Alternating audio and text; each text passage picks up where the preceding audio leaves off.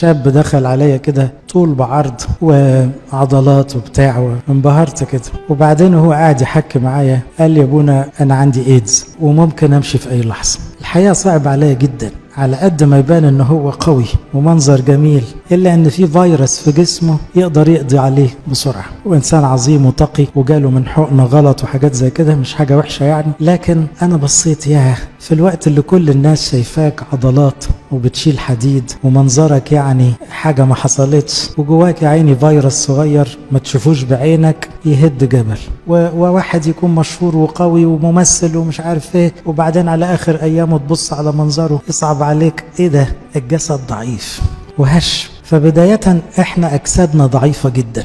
كلكم عارفين ان لطشة برد ترقد الواحد كم يوم وتحس انه يعني ايه، يعني شوية هوا، يعني شوية هوا. هذا الجسد زي ما سماه الكتاب اناء خزفي او اناء فخار، ما اسهل كسره. نفسياتنا رقيقة كلنا. سيبكوا بقى من قولة واحد ما بيحسش وبتاع، لا مفيش حد ما بيحسش، احنا كلنا نفسياتنا ضعيفة. انت ممكن ساعة بتضحك وبعدها بساعة تكون بتبكي. انت ممكن خبر ورا خبر يهدك ويقلب كيانك ويعكر عليك ويلخبطك اخر لخبطة.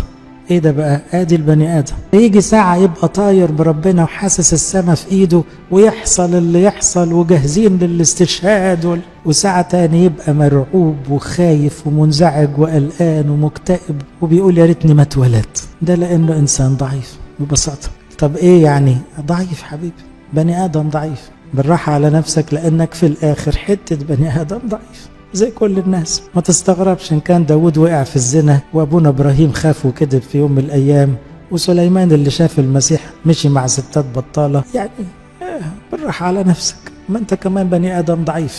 كان بطرس اللي شاف التجلي بعينيه انكر المسيح ولعن وحلف انه ما يعرفوش. ضعف بشري، هو بني ادم ضعيف. هنقول ايه غير كده؟ هل اكتشافك للضعف يزعجك؟ لا.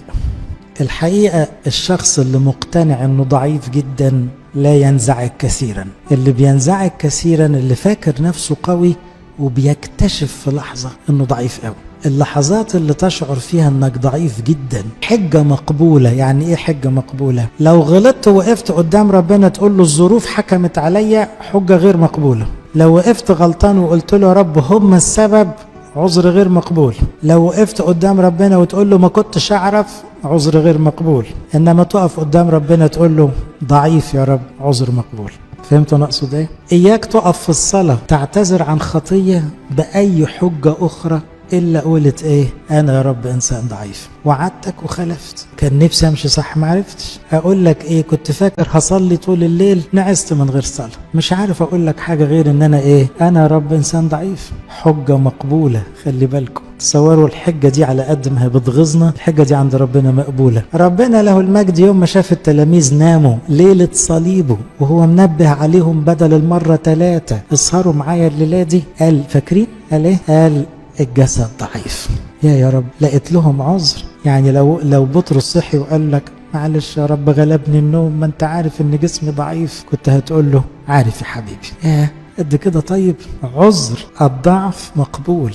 طبعا اوعى حد ياخد كلام يقول ايه نعمل اللي عاوزينه واقول ضعيف لا، مش مقصود كده الكلام. لما ببقى واقف قصاده ضعيف خالص ومكسوف من خيبتي وضعفي، باخد كل حاجة وببقى قوي بيه.